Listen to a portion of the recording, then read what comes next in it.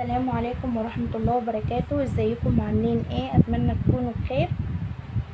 قبل ما نبدأ الفيديو بتاعنا نصلي على النبي عليه افضل الصلاة والسلام، ويا ريت تدوسيلي لايك وتشتركي في القناة عشان يوصلك كل فيديو جديد مني. النهاردة مع بعض هنعرف ازاي نهتم بنفسنا. طبعا احنا داخلين على العيد، كل سنة وانتم طيبين. طبعا الاهتمام بالنفس ده متواجد على طول، بس في العيد بيبقى ايه الموضوع زايد شوية.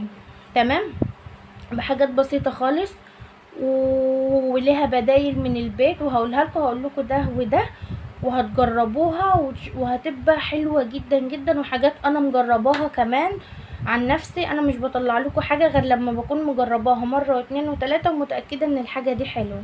تمام، خلينا نبدأ مع بعض. اول حاجة طبعا هتحصل، ده اساسي اساسي اساسي، ازالة شعر للجسم كله. تمام كده، بالطريقة اللي انت حباها، السويت، الشمع، الشيفنج، اللي انت حابه، الطريقة اللي انت بتستخدميها. تمام. تاني حاجة هنحب نعمل سكراب للجسم. تعالوا اوريكم بقى السكراب اللي انا بستخدمه. انا بستخدم السكراب ده ملح الحليب، ده بالحليب والزبادي. طبعا ده للجسم كله، ونتيجته وهم تحفة، والكريم بتاعه بتاع البشرة تحفتين.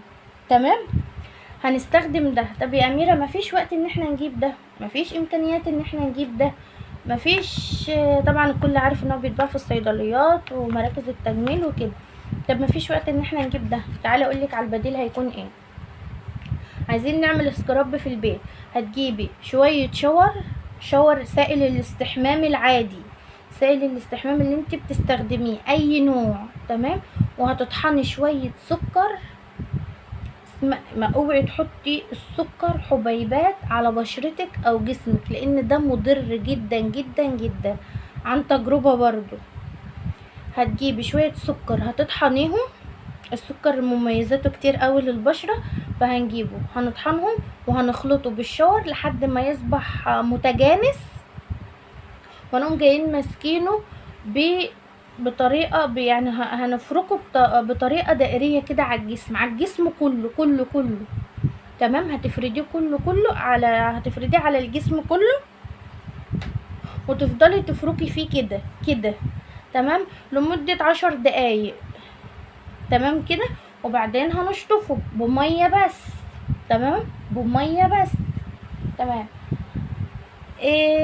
دي جلسة يعتبر بما يقال جلسة التقشير، السكراب.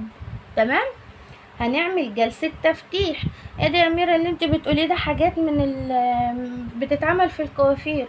هي بتبقى حاجات عادية جدا موجودة في كل المحلات، عشان يكبروا لك الموضوع في الكوافيرات وفي البيوتي سنتر. ده جلسة ترطيب، ده جلسة تفتيح، ده جلسة تعطير. انا شفت وجربت وكنت عروسة وجربت الحاجات دي كلها، ولقيتها كلها حاجات عادية جدا من البيت، كله مية وصابون. تمام تمام، فهنستخدم ده، وقلت لكم البديل بتاعه من البيت. هنعمل بقى ايه؟ جلسة التفتيح. معايا هنا مسحوق الحنة البيضة لتفتيح البشرة والجسم، اهو الاسم اهو زي ما انتوا شايفين كده. ايه ده؟ حنة بيضة، في ناس اول مرة تسمع عنها. هو برغم ان هي نتيجتها ممتازة او فوق الممتازة بشوية، بس يا مظلومة ان في ناس كتير اوي ما تعرفهاش. يعني انا لما عرفتها ونصحت بها ناس ان هي تستخدمها المناطق اللي تفتيح المناطق الحساسة، ما صدقونيش، قالوا لي ايه اللي انت بتقولي عليه. ولما جربوها جولي مخصوص وشكروني. الكلام ده قبل ما اتجوز اصلا كنت بستخدمها لبشرتي وكده. تمام، فزي ما انتوا فدي حلوة جدا. طب ايه ده؟ طب البرطمان ده عامل كام؟ البرطمان ده انا كنت جايباه من سنة و3 شهور في جوازي، كنت جايباه يعتبر 65 حاجة كده او 55 حاجة زي كده. طب هو غالي ومش هنقدر ان احنا مثلا نجيبه او كده. اي عطار عندك، اي عطار قريب منك تقدري ان انت تروحي تقدري تجيبيها من عنده فرد، هي بتتباع برضو فرد في محلات العطاره. ده انا كنت جايباه من محل مستحضرات تجميل. قبلها انا كنت بجيبه من محل العطاره فرد ب5 جنيه، هيدوك كيسه قد كده تكفيكي ايه. طب هو يا اميره باودر هنستخدمه ازاي؟ عندك يا الجليسرين وعندك ماء الورد وعندك الليمون، بس لو بشرتك حساسه بلاش الليمون، تمام. وبلاش الجليسرين، ده من الصيدليه وممكن يبقى غالي، الازازه قد كده مش عارفه ب10 جنيه ولا ايه.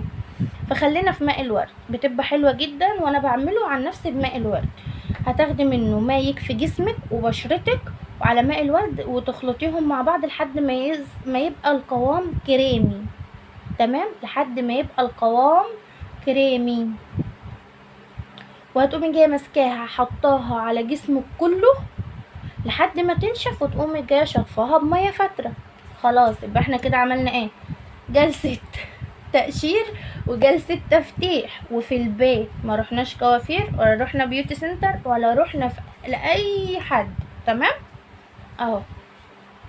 تاني حاجة بقى عايزين ترطيب وتعطير، وديت بتكون في جلسة واحدة عشان يكون في بالك.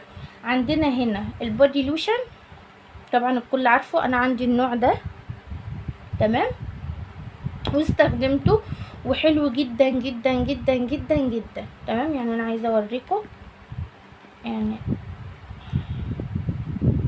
عايزه اوريكم هنا اهو، مش عارفه مش راضي يفتح.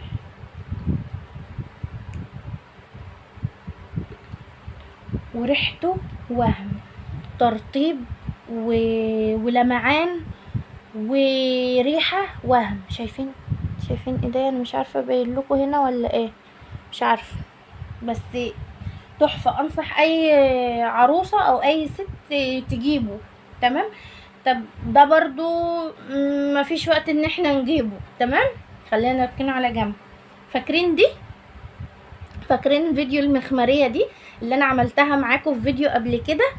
هتستخدميها بأقل حاجه منها هتستخدميها للجسم، هي بأقل نقطة منها هتستخدميها للجسم كله، تعطير ولمعان وترطيب فوق الوصف، لان هي معمولة في فازلين طبي. روحوا شوفوا الفيديو، تمام. ده بديل دي، تمام كده.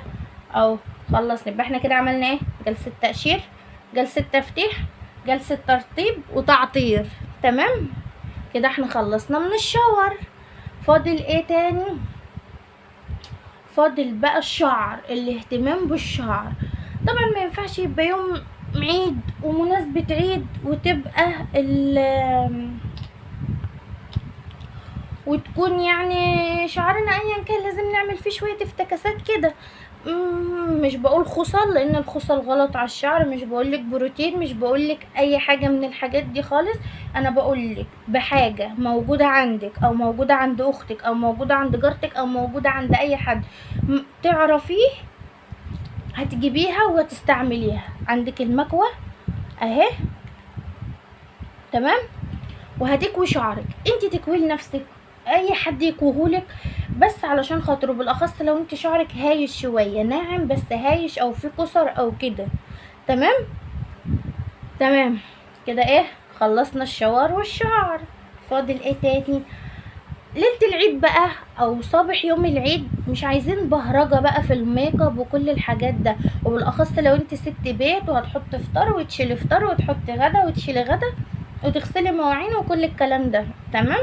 كل الكلام ده بيحصل يوم العيد، فاحنا مش عايزين بهرجه، باقل حاجه خالص وبحاجات بسيطه جدا، تمام.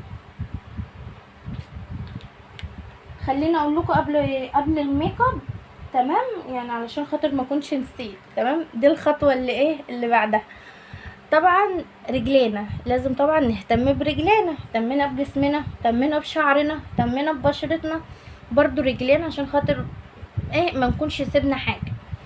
انت اول ما تسمعي الفيديو ده هتقومي جايبه ميه سخنه على حسب ما رجلك تتحملها بملح بس فكك بقى من اللي بتقولك ملح ليمون وبيكنج صودا ومش عارفه ايه للرجلين وكل الكلام ده، فكك من الكلام ده خالص، انا هجيب لك المفيد من الاخر وعن تجربة.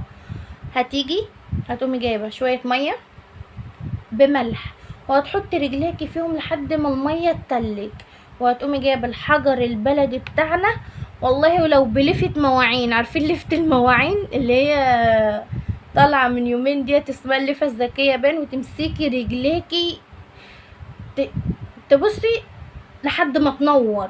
تمام.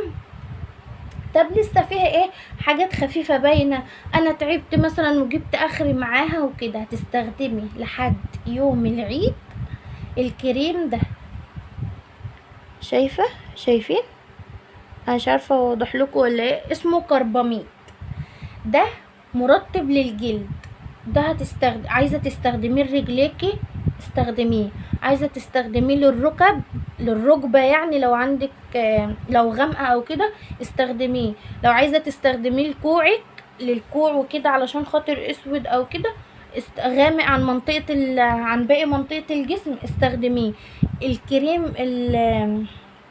الكريم ده تحفة، والله العظيم تحفة. يعني انتي لو زي ما بقولك عملت رجليكي كده نقعتيها في مية سخنة بملح، ومسكتيها حكتيها جامد بالحجرة او بالليفة زي ما بقولك، واستخدمت الكريم ده كل ما تيجي تنامي، والله العظيم رجليكي هتبقى اقولك ايه، انعم من وشك. عارفة بشرتك عارفة وشك وبشرتك هتبقى انعم من بشرتك. تمام. خلصنا كده ايه، خلصنا كل حاجه بقى. تعالى اما اقول لكم بقى على ايه الخطوه اللي انا اجلتها. الميك اب قلنا مش عايزين ايه ميك اب مأفور، فعلشان خاطر ما تروحيليش تحطي لي روج احمر او روج غامق او كده، لا احنا هنحط حاجه لون الشفايف عادي خالص. لو انت عندك تنت طبيعي حطي، لو عندك يا دوبك ملمع يدي ضي للشفايف كده حطي، ما عندكيش اكيد يعني ما فيش دلوقتي عروسة او ست او اي كده خالية من الروج اللون الكشمير ده اكيد يعني هتحطيه وهيبقى حلو جدا، مدي لمعة لشفايفك ومش هتبقى مبهرجة خالص وهتبقى كيوت. تمام. حته اللي انت عايزه تحطي فاونديشن، عايزه تحطي بودر براحتك انت اللي انت عايزاه، بس انا افضل في اليوم ده كريم مرطب، اي نوع كريم مرطب عندك. تمام. نيفيا، دوف، اي نوع انت عايزاه، وحاجه بسيطه خالص وهتحطها على وشك. وهنستخدم الروج، ولو بتعرفي ترسمي الايلاينر هتستخدميه. طب انا ما بعرفش ارسم الايلاينر، هنركن الايلاينر على جنب خالص لان في ناس كتير ما بتعرفش ترسمه من ضمنهم انا. وهنستخدم الكحل، عندك كحل الوان هتستخدمي على لون العباية او لون الحاجة اللي انت هتلبسيها، ما عندكيش طبعا الكحل الاسود موجود عند اي حد. تمام. والماسكارا، يبقى احنا كده هنحط ايه، روج، كريم مرطب، وماسكارا بس. نصيحة مني بس ما تحطيش اي حاجة تانية، هتبقي هادية وهتبقي كيوت خالص، احسن من ان انت تبهرجي الدنيا في وشك وتبقى عامله شبه العفريت. تمام. عشان نكمل الشياكه بقى والاناقه ويعني ولو ده برضو موجود عندك، وهو اكيد موجود عندك، مفيش عروسه او واحده متجوزه ما عندهاش ده مونوكير، وافضل ان هو يكون مونوكير لون الروج كشمير. تمام. يبقى احنا كده عملنا ايه بالترتيب تاني، عملنا ازالة الشعر بالطريقة اللي انت بتستخدميها، عملنا جلسة تقشير للجسم، عملنا جلسة تفتيح للجسم وللبشرة برضو، وعملنا جلسة ترطيب وتعطير للجسم، وكل ده في البيت. والله هي دي الحاجات اللي بيستخدموها في البيوتي سنتر. تمام. والله انا بحلف بالله. تمام. انت هتعمليها في بيتك وبفلوسك، بدل ما تروحي تدفعي في جلسة 800 جنيه او 1000 جنيه او 500 جنيه وتقولك ده مش عارفة ده انا هحطلك ايه وده مش عارفة ايه ده جاية من بره. مفيش الكلام ده، كلمة واتقالت لي ايام فرحي كله مية وصابون، وما اكدليش ده غير لما جربت. تمام. وطبعا اهتمينا بشعرنا، اهتمينا برجلينا، ما فيش ابسط من كده يعني. وبرضو الميك اب الخفيف اللي انت هتحطيه. وشكرا.